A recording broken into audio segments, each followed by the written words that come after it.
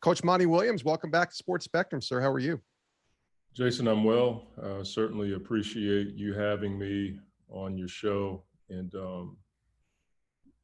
there's been a lot that's happened and a lot that the Lord has done in and through us. And I am a perfect example of him using broken vessels and what other people would throw away as trash or say couldn't do whatever. And they probably are right. And yet God does what he does anyway. And so I'm thankful for that and thankful for this platform that we can be able to glorify him and talk about him and all the good that he does.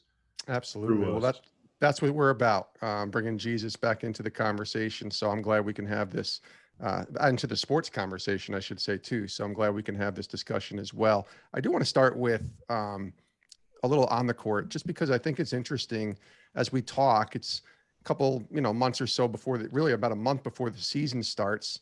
And I'm wondering for you, at what point were you able to put 2021 and the finals in the rear view and begin to focus on this season? Did you allow yourself to kind of, I don't want to call it grieving because that's not even a fair word to use, but it was a tough loss, obviously, but a great year.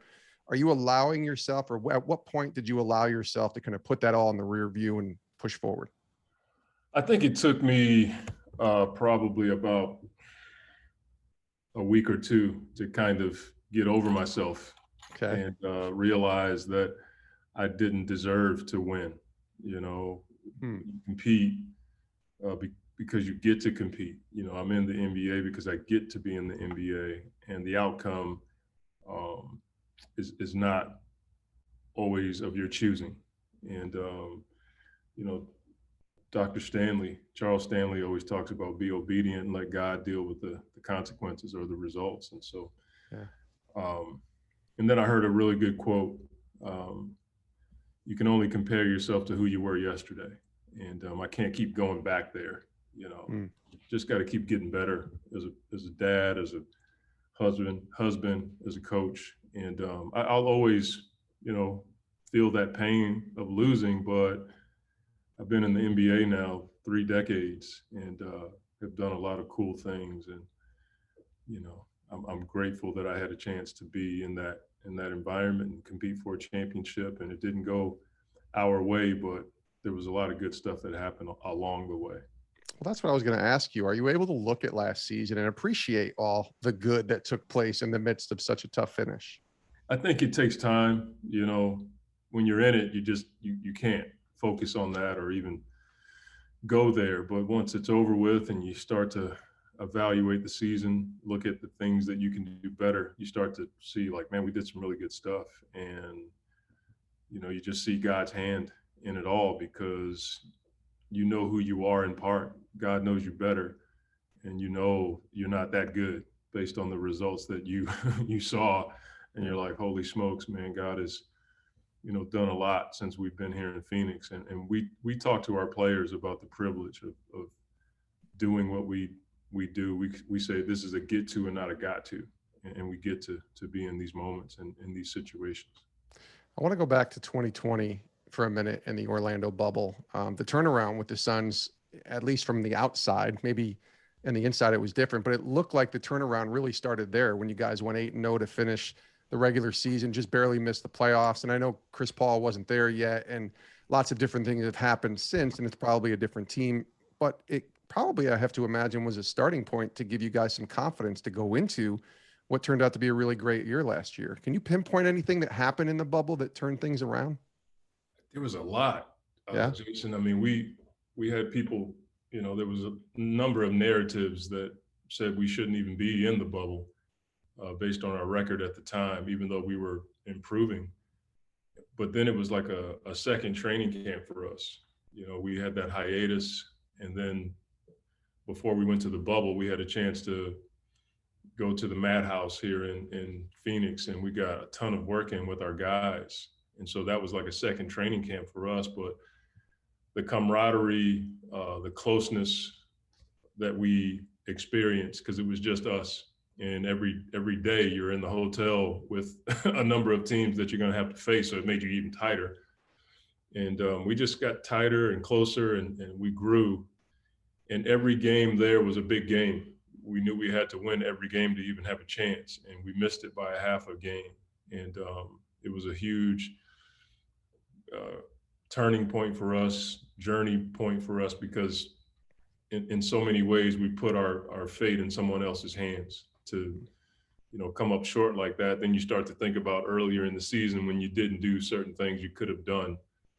And I think that was a point in time for us to recognize that, like, you can control your destiny to a degree with your preparation, things you do on and off the floor.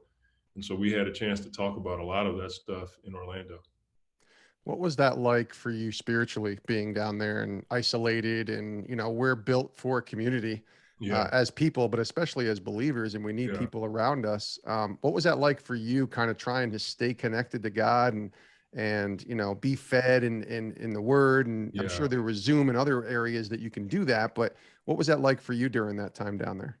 Yeah, I mean, it gave me a chance to lock into my Bible study, my time even more. I have a bit of a routine that I try not to make it superstition or traditional. I try to, as best I can, lock into my Bible study time. Right now, I'm doing Paul David Tripp's New Morning Mercies, and I had another one. My daily walk Bible was the one I used in the bubble, and since then I've gone on to John MacArthur's, and that was my time in the morning. And then there were other believers on different teams and on our team that you got more time to fellowship with. Harrison Barnes is a guy that he and I have gotten so close since we were on the Olympic team together, and you have more time to spend with those guys because it's just basketball teams, the gym, the bus, the hotel, and the lake out back. And Right. a number of FaceTimes with my boys back home where we did Devos, but I had more time than they did. So I was, reading more and just trying to lock into the things that are important. And then you realize, like, man, I miss my family, and I'm so blessed to have them. And it was, to answer your question, I had a lot of time to, get in the Word, but also pray. And I had a lot of quiet time, something that I miss being in that kind of bubble environment is the quiet time that is so important. And that's why my morning devos are so important, no matter where I am, because it's so quiet, and I've learned to appreciate that time. I want to kind of go back a little bit. We kind of jump into basketball and back into faith. And there was a moment last year, really just a couple months ago, in the finals, after they ended, you went in and did something so unique. And I'm a big NBA fan. I mean, I go back to the early 80s, and I don't think I've ever seen anything like this, where you went into the locker room of the Bucks amidst their celebration to congratulate them. Now, it's one thing to do it at a press conference. It's another to go right in there. And it was filmed and made the social media rounds, and people got to see it. And I thought it was just such an incredibly humble thing to do, and a very probably difficult thing to do too, to kind of humble yourself to walk in there and congratulate the people that just beat you 4 in a row. Why did you do that? What was it that led you to go into that locker room? Well, Jason, it's probably gotten more play than well, first of all, I just didn't even think anybody would see that until I got into the locker room. And then I realized, I was like, oh my gosh, Everybody's I knew filming the NBA everything. cameras were going to be there. But what happened was I saw Giannis when I came out, and I ran into him and I congratulated him, and he was like, hey, we're going to do it again, that kind of thing. And I was like, okay. And then because of my history in those moments, I remember when Coach Larry Brown came over to our locker room in San Antonio to congratulate Pop and the staff. This past year, Tim Conley with the Denver Nuggets did the same thing when we beat them. And so my intention was to go in and just congratulate Bud and John Horst. And I just followed Giannis. And I had no idea he was going to take me into the locker room where there was about 200 people in there celebrating. And so it was not only humbling, not that I showed humility, but it was humbling and cruel to have to go in there and do that. And I just decided to, give them their props. They beat us. And it's one thing I've learned from my granddad and different men that I've who've had an impact on me. When somebody kicks your butt, you look them in the eye, shake their hand, and move forward. And hopefully, someday you'll get your chance to be on the other side. But I certainly wasn't trying to be classy or sportsmanlike. But in that moment, I just thought like, okay, I'm here. Right. To be short and quick, but it was cruel too. I was like, oh my gosh, this can't get any worse. Right. It's like literally humbling yourself, oh my gosh, denying yourself and going in there. That's so no difficult. doubt, no doubt. I felt really small as I walked out of that locker room. Monty Williams is our guest here on Sports Spectrum. For your job, I know you're not a team chaplain, you're a coach, and that's what you were hired to do with Phoenix, and you did it very well these past couple of years. But let's talk about the sort of impact your faith plays in the role of you being a coach. Obviously, you're coaching basketball and you're coaching men and you're leading men in a game and in life, but your faith plays a role and really for me, it plays a role in everything that I do. How does that faith play a role in how you specifically coach your players? Well, I think it's changed since I was a coach in New Orleans. When I was in New Orleans, I probably tried to control everything. And as I've grown in my faith, and the Lord has graciously impressed upon me some things that I needed to learn. I've learned that I don't have that much control. And my job is to serve and love people. And the way I try to do that is using my platform as a coach to, elevate everybody I'm around so that they can be their best. And, one of my anchor verses is Colossians 3:23, is doing my work as unto the Lord and not unto man.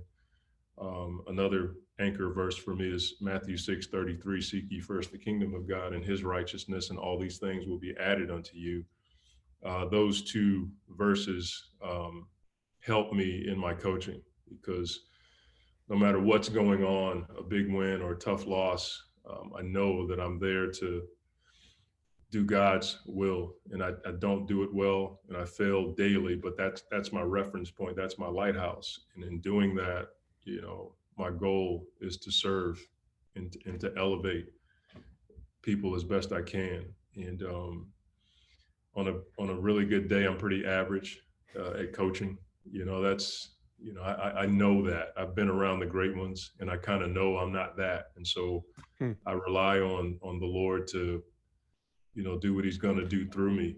And the only thing I know that I can do every day is serve others. And that's basically the foundation of my coaching. Why is serving the foundation? Why is that the most important thing for you? Well, it's what Jesus mandated. That's our example. My idol growing up was my granddad, and he was a landscaper, and that's what he did. He served people. And, as I fell into the trap of idolizing athletes and other people with money, as I got into my teenage years, I realized that my granddad was the one that I could relate most to, but he was the one that looked more like Christ than anybody that I had been around, because of that attitude of, taking care of somebody's yard, or, picking up a hitchhiker on the side of the road. Like, I watched my grandfather do that the first 20 years of my life, and it had a huge impact on me. And he never preached it. He lived it every day. And then my dad's father was the one who introduced me to the faith, and he did the same thing. And he's been a pastor for over 50 plus years. And so those two guys modeled it in front of me. What's a typical season like? I guess last year was still a little bit different than the bubble year because of COVID. You still had restrictions and things, but you were back in your home residence, and you're back able to be back in Phoenix, and obviously had a great success. And it was great to have fans, by the way, and watch them be as loud as they were in Phoenix during the finals. But for you, you said you kind of have a rhythm that you try not to be too religious about, but during a season, but what does Bible study look like? What is, being in a small group, anything like that? Because it's obviously you're trying to coach too, and that's such a long season. What does that look like for you? Well, I mean, one of the greatest gifts I have, and I've had it since 2012, is Pastor Bill Gebhardt of Fellowship Bible Church in Metairie, Louisiana. He's my spiritual mentor. He's like my dad. I talk to him on a daily basis about life, about the word, about everything. And he's been my go-to, he and his wife, Velma, since 2012. And so for me, being able to pick up the phone and talk to, I call him PB, talk to him on a daily basis about, something I'm struggling with or something in the word that, he and I kind of chew on. That's probably number one after my own time in the word in the morning, which typically happens about 5:45, 6 in the morning. I've just tried to stay with that the last 5 years since my wife has gone on to be with the Lord. And then we have chapels before the game where I get a chance to fellowship with our players and other players and coaches from other teams. And we do that about 60 minutes on the clock before the game. And then the other high level thing that I get to do is have Devos with my family on non-game nights right before the boys go to bed. We choose a Devo or a Bible verse to, read, pray about. And I usually end up talking to the boys about something stupid I did and relating it to the word so that they don't do the same thing. And that's probably, as my older girls have said since they're older and moved on, that they miss the most is our family Devo time. So that's really important for me and us. Sounds like it's important to be vulnerable with your children too, and let them know, hey, I screw up here too, and I'm a mess just as much as we all are. That's a pretty cool trait to have. Is that something you learned from your father and your grandparents? Yeah, probably more from the leaders that I've been around. Certainly Pastor Bill, Greg Popovich has been someone that has always been vulnerable and real with me in our quiet time together on the phone or in person. And it had a huge impact on me. And I think for my children, because of the job that I've had since they were born, they probably would look at me a certain way if I didn't share those things. And when I do relate that to them, I think it makes us closer. Because, I'm a doofus at heart, and I know they're going to do doofus things as they continue to grow. And so it's like, to be able to have that connection, but also be able to talk about the grace of God. The Bible says where sin abounds, grace that much more abounds. And there's nothing that you can do that God's grace can't erase and cover. And, we're the only ones that have that hope as believers in Christ. You mentioned in the beginning that God had taught you so much and you had learned so much since the last time we spoke, which is 2 years ago, over 2 years ago.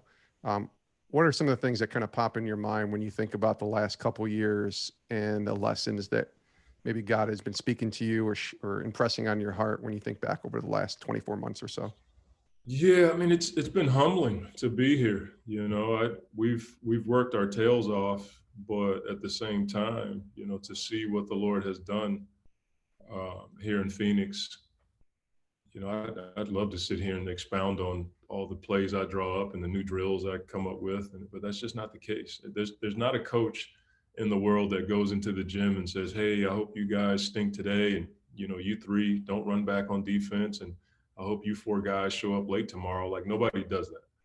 We all try to teach good stuff, and I am blown away at what the Lord has done, and it's humbling to see it, but it's also a joy to be a part of it. And I've learned to just do the best I can and rely on Him. But I'm also more grateful for the people that I get to be around and work with.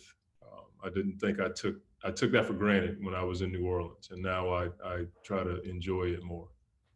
That's great. My last question for you, with the season almost upon us here, and it's crazy to think another season is going to be starting soon.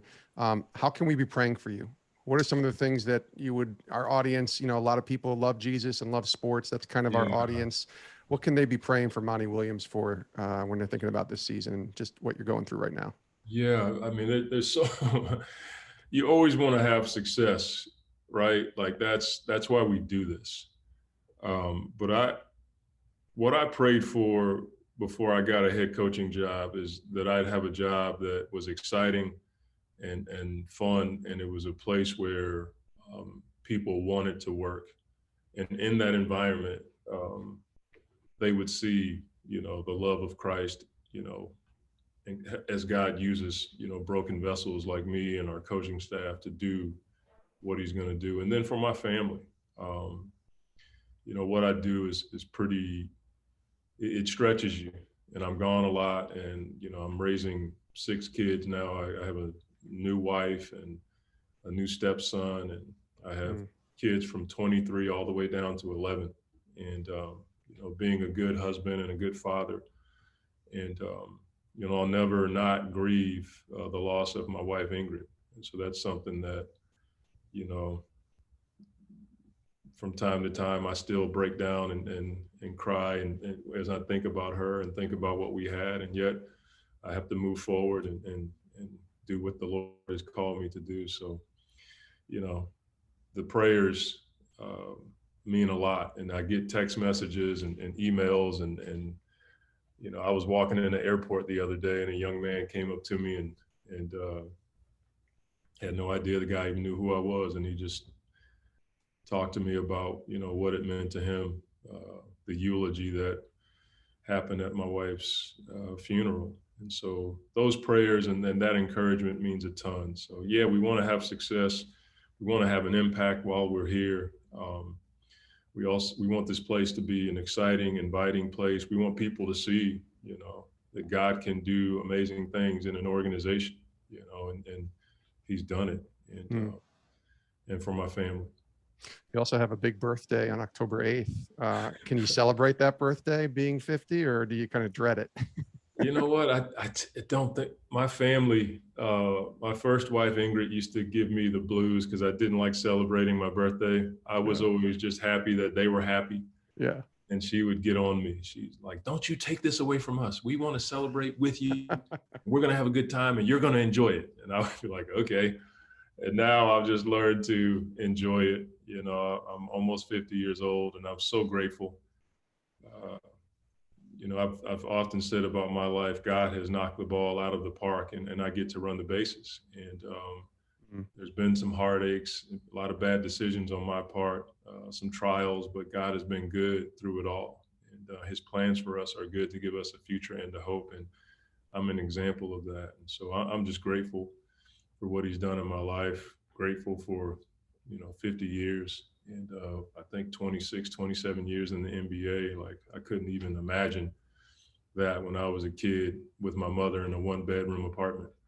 When I gave my life to the Lord at 10 years old, like, I couldn't even imagine, that. So the Lord has been good, and I'm grateful for what He's done in my life.